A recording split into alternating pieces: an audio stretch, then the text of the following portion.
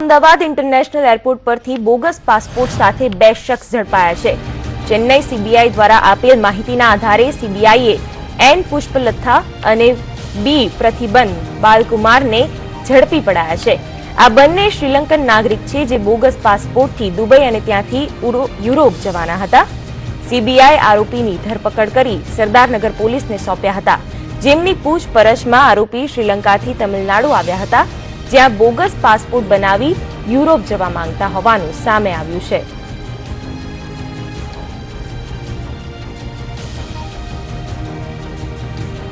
ખોટા ડોક્યુમેન્ટ બનાવી અને ચેન્નઈથી અમદાવાદ એરપોર્ટ ઉપર આવીને અમદાવાદ એરપોર્ટથી યુરોપ જવા માટેના એને ડુપ્લિકેટ પાસપોર્ટ બનાવેલા હતા અને સીબીઆઈ દ્વારા એને બાતમીના આધારે ઇમિગ્રેશન દરમિયાન પકડાઈ ગયેલ છે અને આરોપીઓની સરદારનગર પોલીસ સ્ટેશન સીબીઆઈએ અટક કરી ઇમિગ્રેશન વિભાગે અમદાવાદ એરપોર્ટથી સરદારનગરને સોંપેલાને